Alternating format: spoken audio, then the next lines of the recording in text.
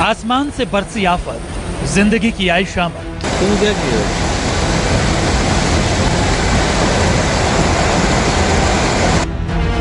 भारी बारिश से मुंबई फंसी, डूबी सड़कें, जमीन धंसी।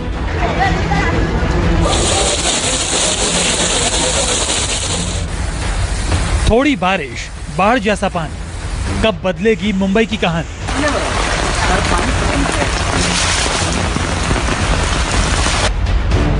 जिंदगी पर जल का प्रहार, मुंबई का दर्द सुनो सरकार।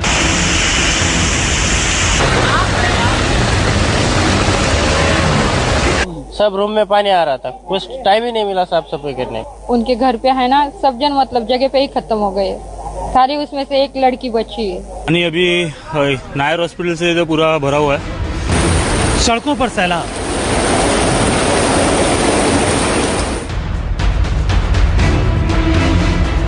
डूबी गाड़ियां,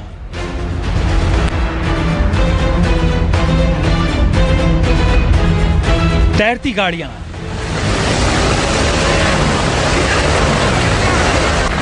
घरों में पानी।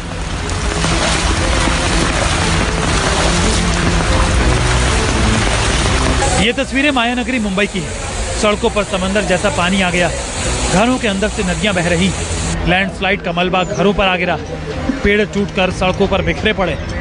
जुलाई की बारिश ने मुंबई के लोगों का जीना मुश्किल कर दिया है। जून से जुलाई आ गया, लेकिन मुंबई पर बरस रही मुसीबत कम नहीं हुई। थोड़ी सी बारिश से पूरे शहर पर सबसे बड़ा संकट आ गया, सब कुछ जलमग्न हो गया। कुछ ही घंटों की बारिश से मायानगरी के ज्यादातर इलाके समंदर जैसे नजर आने लगे। मुंबई में जहां तक नजर जाती है वहां तक जल प्रलय नजर आ रहा है। कभी न थमने वाली मायानगरी पानी के सामने मजबूर है। समंदर की ऊंची लहरों और सड़क के पानी में अंतर कर पाना मुश्किल हो रहा है। रेल सेवा ठप हो गई है, हाईवे बंद हो चुके हैं, सड़कें डूब गई हैं और घरों में कई फुट तक पानी घुस गया। हालात बेहद खराब हो गए हैं। तुम क्या किए?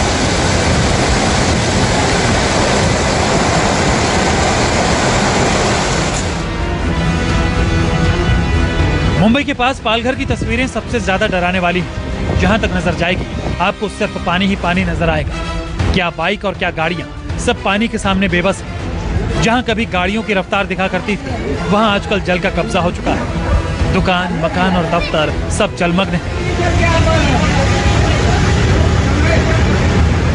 हाँ, कुछ बच्चे जरूर इस मुसीबत के पानी में मस्ती करते नजर आ रहे हैं। ऐसा नहीं है कि पालघर का ये हाल पहली बार हो रहा है। जब भी जुलाई और अगस्त आता है, पालघर की तस्वीरें कुछ ऐसी ही दिखाई देने लगती हैं। लेकिन सरकार और प्रशासन को इससे क्या, वो तो आंख मूंद कर बैठी है। पानी अभी नायर हॉस्पिटल से तो पूरा भरा हुआ है, 7 रास्ता तक करीब। और उसके बाद अभी यहाँ से दादर, ये अपना दादर डीडी या ब्रिज के वहाँ से अलाउ नहीं कर रहा ऊपर से आने के लिए, तो नीचे पूरा कमर तक पूरा पानी भरा हुआ। गांधी मार्केट के इलाके का हाल भी किसी से छिपा नहीं है। चारों तरफ पानी ही पानी है। गाड़ियां डूब डूब कर चल रही हैं। राहत की बात यह है कि छुट्टी की वजह से ज्यादातर लोग सड़कों पर नहीं दिखाई देते, नहीं तो हालात और तस्वीरें कुछ और ही होती। क्या सड़क और क्या गलियां, सब जगह गदर मचा है। ऐसा लग रहा है मानो किसी नदी ने विकराल रूप ले लिया हो।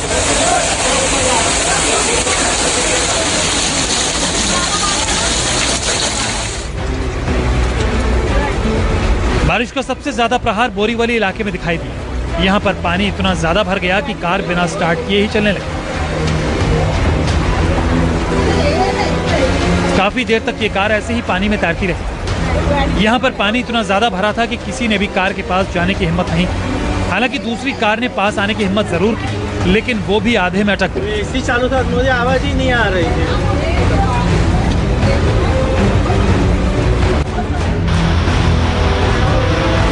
भारी बारिश के प्रकोप से सायन रेलवे स्टेशन भी नहीं बच पाया। प्लेटफॉर्म के एकदम पास वाली पटरी नदी बन गई। पानी का बहाव इतना तेज है कि कोई भी बड़ी आसानी से बह जाए।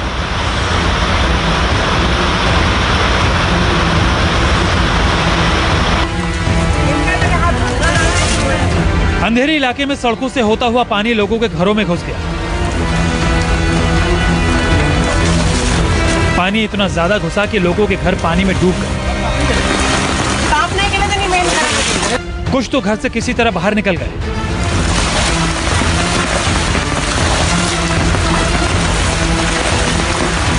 लेकिन कुछ अपने घर के अंदर का पानी बाल्टी से खाली करने की कोशिश में जुटे रहे। जिंदगी बचाने की जद्दोजहद में लोग सैलाब से दो दो हाथ कर रहे हैं।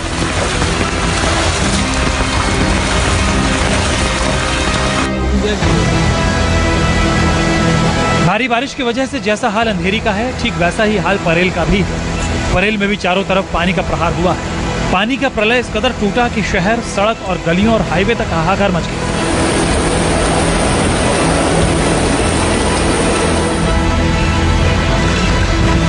मुंबई में हिंद माता में भी पानी से ऐसे ही हाहाकार मचा हुआ है। हर जगह जलजला है, गाड़ियां फंसी है, जिंदगी परेशान है।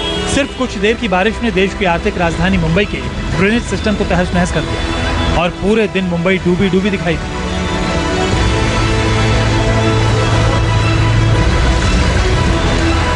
हर बार की तरह इस बार भी बारिश ने मुंबई की रफ्तार रोक दी। मुंबई में जरा सी बारिश में ही सड़कें तालाब की शक्ल ले लेती है।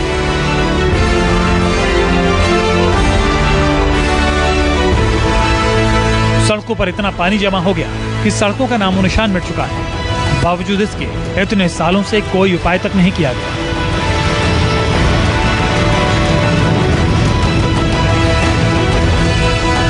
संकेत पाठक के साथ इंद्रजीत सिंह, मुंबई, न्यूज़ 24। मुंबई में जब भी बारिश होती है, सड़कें सैलाब बन जाती हैं। लोगों के घरों में वहां पर पानी ही पानी नजर आता है। ट्रेन की पटरियों पर पानी का प्रहार होता है। यह सब तो हर साल की कहानी है, लेकिन इस बार बारिश अपने साथ काल को भी लेकर आई है। कहीं दीवार गिरी तो कहीं पर लैंडस्लाइड हो गया, जिसके बाद मलबे में दबकर जिंदगी काल का शिकार बन गई है।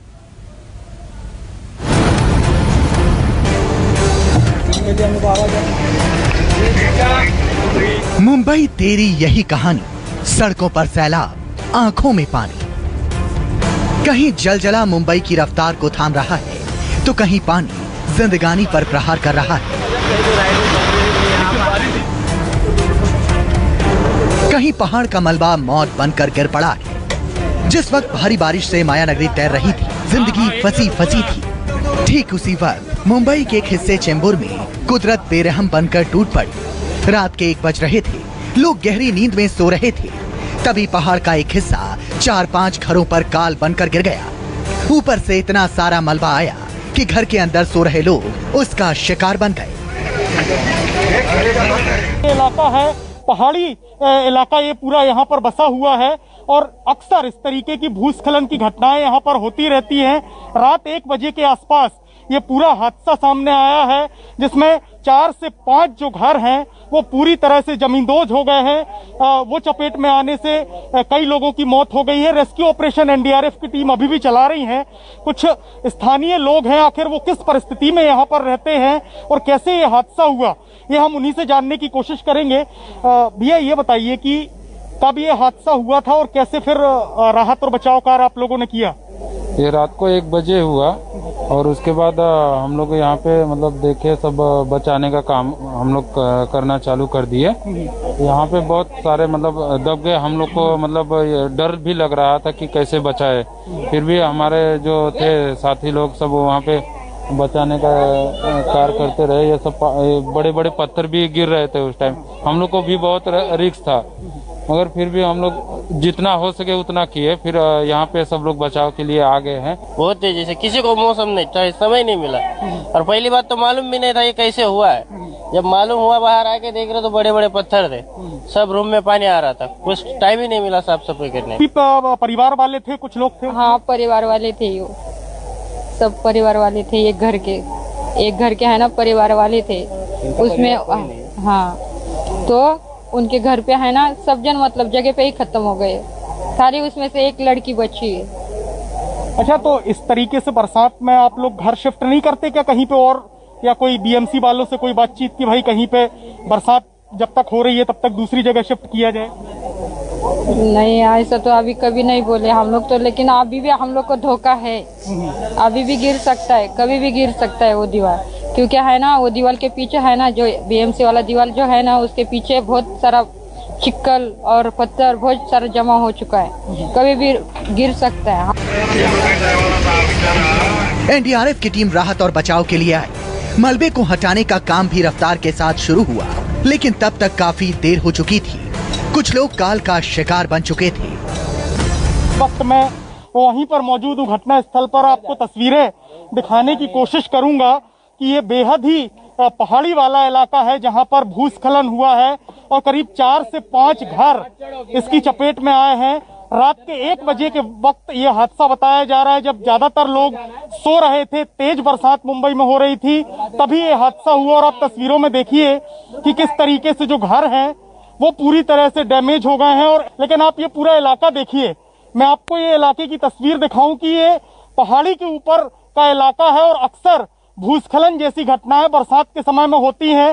कल भी देर रात से ही लगातार तेज बरसात हो रही थी, जिसके बाद भूस्खलन हुआ और एक दीवार जो कि सीधे यहाँ मौजूद 4 से 5 जो घर थे उनके ऊपर गिरी और ये हादसा सामने आया। जुलाई की बारिश में मुंबई में किसी एक जगह कुदरत ने कहर नहीं बरपाया, बल्कि पानी का दूसरा सबसे बड़ा प्रहार विक्रोली इलाके में हुआ।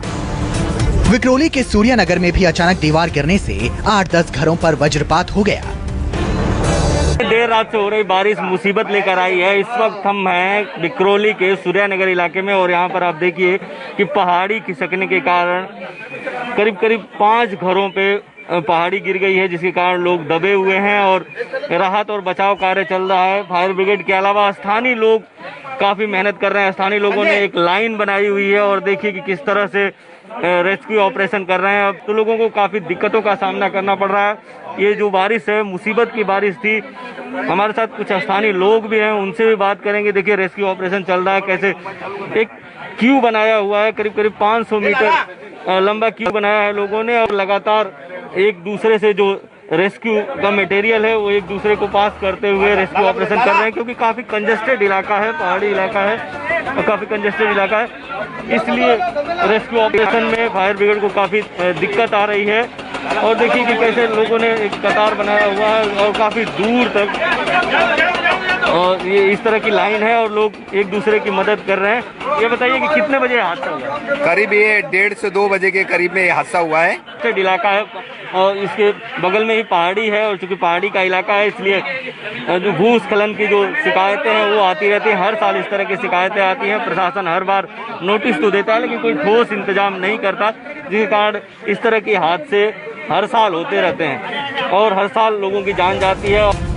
जिस इलाके में यह हादसा हुआ वहाँ की गलियाँ काफी संकीर्ण हैं, जिसकी वजह से राहत और बचाव के काम में भारी दिक्कतों का सामना करना पड़ा। पहाड़ी खिसकने के कारण 8 से 10 जो झोपड़े हैं वो टूट गए हैं और अभी भी कई लोग दबे हुए हैं। रेस्क्यू ऑपरेशन जारी है। रेस्क्यू ऑपरेशन के लिए यहाँ स्थानीय पुलिस, इसके अलावा फायर ब्रिगेड के जवान लगे हुए हैं। इतना ही नहीं, स्थानीय लोग भी लगे हुए हैं, क्यू बनाए हुए हैं। स्थानीय लोग लगातार रेस्क्यू ऑपरेशन में मदद कर रहे हैं। आप देखिए कि किस तरह से ये पूरा पहाड़ी इलाका है और पूरा पहाड़ी इलाका है और यहाँ पर जो है भूस्खलन हुआ है और देखिए किस तरह से ये जो एक के ऊपर एक झोपड़े गिरे हुए हैं और धीरे धीरे नीचे गए हुए हैं। अभी भी कुछ लोग दबे हुए हैं और चूंकि कंजेस्टेड इलाका है इसलिए रेस्क्यू ऑपरेशन में काफी दिक्कत आ रही है। हमारे साथ स्थानीय लोग भी हैं, उनसे भी बात करने की कोशिश करेंगे। गरीब लोग हैं, इनको रहने का व्यवस्था कुछ नहीं है, तो इनको कोई मुआवजा और कोई रहने की व्यवस्था की जाए। और ये हादसा बार बार दोहराया जाता है। ये पहले भी 2017 में हादसा हो चुका है, 2002 में हो चुका है, कई बार हो चुका है। तो प्रशासन को और सभी जो प्रतिनिधि है उनको ध्यान देना चाहिए कि ये हादसा दोहराया ना जाए। आपको बता दें कि इस बार महाराष्ट्र में मानसून समय से काफी पहले आ चुका है, जिस वजह से माया नगरी लगातार बारिश का सामना कर रही है। लेकिन सवाल ये है कि हर साल बारिश में मुंबई ऐसे ही डूब जाती है। बड़े बड़े दावे किए जाते हैं लेकिन जमीन पर काम कुछ नहीं होता। संकेत पाठक के साथ इंद्रजीत सिंह, मुंबई, न्यूज़ 24। वहीं कृषि कानूनों के खिलाफ प्रदर्शन कर रहे किसानों ने संसद के सामने प्रदर्शन करने का ऐलान कर दिया है। किसान नेता राकेश टिकैत ने ऐलान किया है कि 22 मार्च से 200 प्रदर्शनकारी रोज संसद भवन जाएंगे और वहां शांतिपूर्ण प्रदर्शन करेंगे। राकेश टिकैत से बातचीत की हमारे संवाददाता राहुल प्रकाश ने।